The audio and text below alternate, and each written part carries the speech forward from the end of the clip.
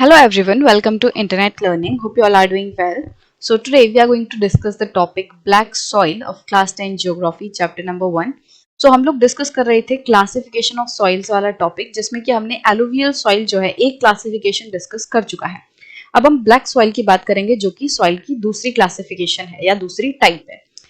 So these soils are black in color and are also known as rigid soil. अब black soil का नाम उसके colour के ऊपर पड़ा है क्योंकि जो black soil है वो black कलर की होती है इसीलिए उसे black soil कहते हैं और इसके अलावा इसे rigid soil भी कहते हैं.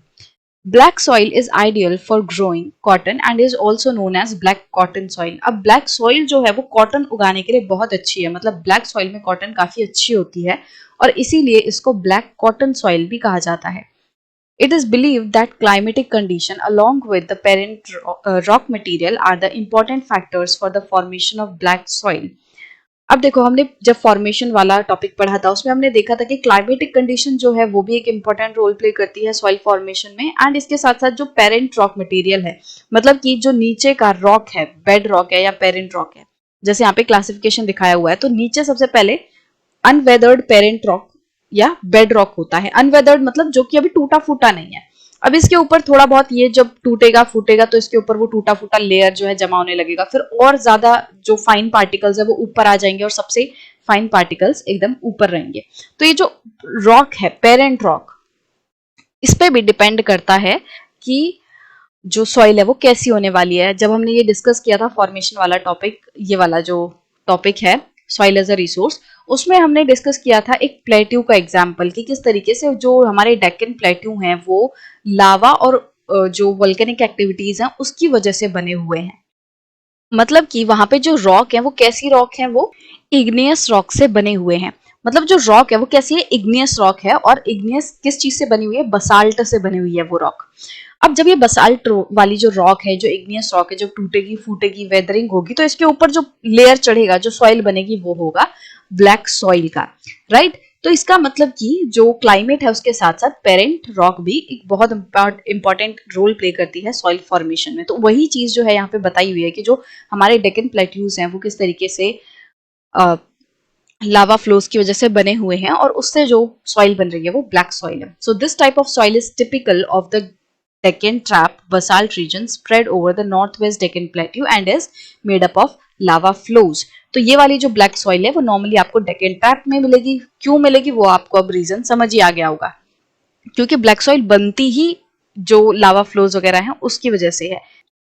यहाँ पे अगर आप देखोगे तो ये वाला जो पूरा हिस्सा है डेक्कन ट्रैप वाला और ये जो मेन इधर वाला हिस्सा है ये पूरा ब्लैक सॉइल वाला हिस्सा है. यहाँ पे भी जो गुजरात में यहाँ वाला हिस्सा है तो ये पूरा ब्लैक सॉइल वाला पार्ट है और यहाँ पे आपको डेक्कन प्लेट्यूज देखने मिलेंगे. They cover the plateaus of Maharashtra, Saurashtra, Malwa, Madhya Pradesh and Chhattisgarh and extend in the south east direction along with Godavari and the Krishna valleys. तो ये जो प्लेट्यूज हैं ये कहाँ पे आते हैं, मतलब ये जो डेक्कन प्लेट्यू हैं किस किस एरिया को कवर करते हैं, ये महाराष्ट्र को कवर करते हैं, ये सौराष्ट्र को कवर करते हैं. सौराष्ट्र जो है ये गुजरात का ये वाला पार्ट है, ठीक है, तो ये सौराष्ट्र को कवर करते हैं. इसके अलावा मालवा जो प्लेट्यूज हैं जो कि मेजरली मध्य प्रदेश वाले रीजन में पाए जाते हैं वहां पे भी ये डेक्कन प्लेट्यू फैले हुए हैं. और उसके बाद छत्तीसगढ़ वाला जो इलाका है यहाँ तक जो डेक्कन प्लेट्यू है वो आपको देखने मिलेंगे. मतलब कि डेक्कन प्लेट्यू का आप जैसे पुरानी क्लासेस में पढ़ा होगा तो हम मेनली डेक्कन प्लेट्यू को कैसे बनाते हैं, ये वाला जो रीजन है ये इसको हम कुछ इस तरीके से बनाते हैं ऐसे करके, ठीक है. मतलब कि मेजरली ये वाला जो हिस्सा है और यहाँ पे छत्तीसगढ़ वाले पे भी कुछ जगहों पे आपको जो ब्लैक सॉइल है वो देखने मिलेगी जो कि प्लेट्यू का ही पार्ट है एक तरीके से. वहां पे भी आपको प्लेट्यू डेक्कन प्लेट्यू देखने मिलेंगे. इसके साथ साथ गोदावरी एंड कृष्णा कावेरी वाला जो रीजन है, कृष्णा रिवर है उस तक का जो रीजन है वहां पे भी आपको डेक्कन प्लेट्यू फैले हुए दिखाई देंगे. ये देखो यहाँ पे ये वाले जो रीजन्स हैं यहाँ पे भी क्या देखने मिलेगा, यहाँ पे डेक्कन प्लेट्यू और यहाँ पे ब्लैक सॉइल देखने मिलेगी. और जैसे ही आपको फिर ये कोस्टल वाला रीजन आएगा जहां पे ये नदियां डेल्टा बना रही होंगी फिर वहां पे आपको एलुवियल सॉइल देखने मिल जाएगी. बट यहाँ तक ये वाला पूरा रीजन क्या है, ब्लैक सॉइल का. तो आप मोटे मोटे तौर पे आपको क्या याद रखना है कि भाई जो ब्लैक सॉइल है वो क्यों बन रही है, वो डेक्कन प्लेट्यूज की वजह से बन रही है. क्योंकि जो डेक्कन प्लेट्यू है वो किससे बने हुए हैं, वो लावा फ्लोज से बने हुए हैं, वो बसाल्ट से बने हुए हैं और उसकी वजह से वहां पे ब्लैक सॉइल है, ठीक है. अब कहाँ कहाँ पे मेजरली डेक्कन प्लेट्यू पाए जाते हैं, आप उससे आइडिया लगा सकते हो कि आपको ब्लैक सॉइल कहाँ मिलेगी। तो महाराष्ट्र, सौराष्ट्र, मालवा, मध्य प्रदेश, छत्तीसगढ़ और कुछ part Godavari and Krishna valleys में भी आपको देखने मिलेगा ब्लैक सॉइल का। The black soils are made up of extremely fine that is clay material. अब जो ब्लैक सॉइल है ना, वो बहुत ज्यादा छोटे छोटे पार्टिकल्स से बनी हुई है, और मतलब कि वो बहुत ही ज्यादा बारीक सॉइल के पार्टिकल से बनी हुई है। और जैसे कि हम कह सकते हैं क्ले मटेरियल, जो क्ले होती है वो किससे बनी होती है, बहुत ज्यादा महीन पार्टिकल्स से, या जो फाइन मटेरियल होता है उससे बनी होती है। तो ब्लैक सॉइल में सैंड सिल्ट के मुकाबले ज्यादातर जो हिस्सा होगा वो किसका होगा, क्ले मटेरियल का। हमने देखा था ना कि सॉइल क्या होती है, मेनली किससे बनी होती है, सैंड से, सिल्ट से एंड क्ले से। ठीक है, मेन ये चीजें कंसिस्ट करती हैं। तो अब ये अलग अलग कंपोजिशन में है। अब ब्लैक सॉइल ऐसी है जिसमें कि क्ले वाला जो मटेरियल है वो सबसे ज्यादा है, मतलब कि इन दोनों के मुकाबले अगर हम परसेंटेज देखें तो क्ले वाले जो मटेरियल की परसेंटेज है ब्लैक सॉइल में वो बहुत ज्यादा है। They are well known for their capacity to hold moisture. अब जो क्ले मटेरियल है वो आपने देखा होगा बहुत चिकना होता है, आसानी से उससे आप कोई भी चीज बना सकते हो। तो वो ऐसा किस लिए है, क्योंकि क्ले जो होती है ना उसमें पानी बहुत ज्यादा एब्जॉर्ब हो पाता है, वो पानी को बहुत ज्यादा होल्ड करके रख सकती है। तो जो ब्लैक सॉइल है वो मॉइस्चर बहुत अच्छे से होल्ड कर सकती है। क्यों, क्योंकि वो क्ले मटेरियल से बनी हुई है। In addition, they are rich in soil nutrients such as calcium carbonate, magnesium, potash and lime. अब क्ले मटेरियल होने के साथ साथ पानी को अच्छे से होल्ड करने के साथ साथ जो ब्लैक सॉइल है वो सॉइल न्यूट्रिएंट्स में भी काफी रिच है, मतलब कि इसमें काफी ज्यादा मात्रा में सॉइल न्यूट्रिएंट्स पाए जाते हैं, जैसे कि calcium carbonate, magnesium, potassium, lime है। अब मतलब कि ये जो सॉइल के न्यूट्रिएंट्स हैं ये फिर क्रॉप को बहुत अच्छे से सपोर्ट करते हैं।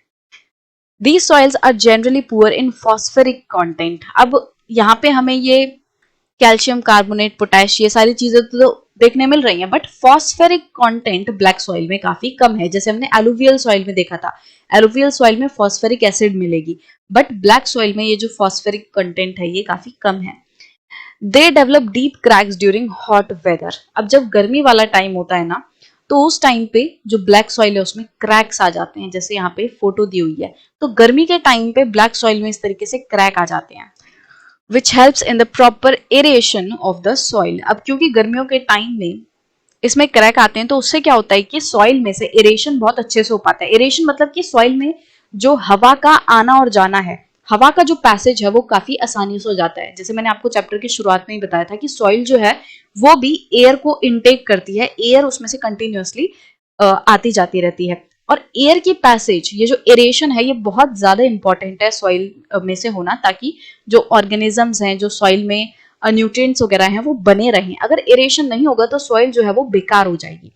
तो गर्मियों के टाइम क्योंकि क्रैक्स वगैरह हो जाते हैं तो एरेशन सॉइल का अच्छे से हो पाता है, जो एयर है वो अच्छे से मूव इन और आउट कर पाती है। These soils are sticky when wet and difficult to work on unless tilled immediately after the first shower or during the pre-monsoon period. अभी जो सॉइल है ना ये बहुत ज्यादा स्टिकी होती है, क्ले है, बहुत ज्यादा पानी है, बहुत ज्यादा चिकनी होती है ये, और चिपचिपी होती है, एकदम कीचड़ जैसे हो जाता है, और इनमें काम करना बहुत ज्यादा मुश्किल है। कि अगर ब्लैक सॉइल में मान लो बारिश वगैरह आ गई है और ब्लैक सॉइल है और उसको आपने गीला ज्यादा देर छोड़ दिया तो फिर आप उस पर काम नहीं कर पाओगे। तो जैसे ही बारिश हुई है, इमीडिएटली आफ्टर द शावर, जैसे ही थोड़ी बहुत बूंदाबांदी हुई वैसे ही इस सॉइल पे काम करना पड़ता है तुरंत तुरंत। अगर ज्यादा देर उसको गीला छोड़ दिया, अगर ब्लैक सॉइल को ज्यादा देर उसको पानी में छोड़ दिया, गीला छोड़ दिया, तो फिर आप उस पर काम नहीं कर पाओगे। तो जैसे ही बारिश हुई है, मतलब मिट्टी अभी बहुत ज्यादा गीली नहीं होगी तुरंत तुरंत, तो आप उस पर काम कर दो, मतलब उसको टिलिंग कर दो, उसकी जो जुताई होती है वो कर दो। अगर उसको टाइम दे दिया तो फिर उस पर काम करना मुश्किल हो जाएगा। तो इसीलिए कब काम करना चाहिए, या तो immediately after the first shower या फिर प्री मॉनसून पीरियड के टाइम पे, मतलब जो मॉनसून आता है उससे पहले जो थोड़ी बहुत बूंदाबांदी होती है उस टाइम वाले समय में जो ब्लैक सॉइल है उस पर काम करना ज्यादा सही रहता है। सो आई होप कि आपको पता चल गया होगा कि जो ब्लैक सॉइल है वो कैसे बनती है और कहाँ कहाँ पे ये पाई जाती है।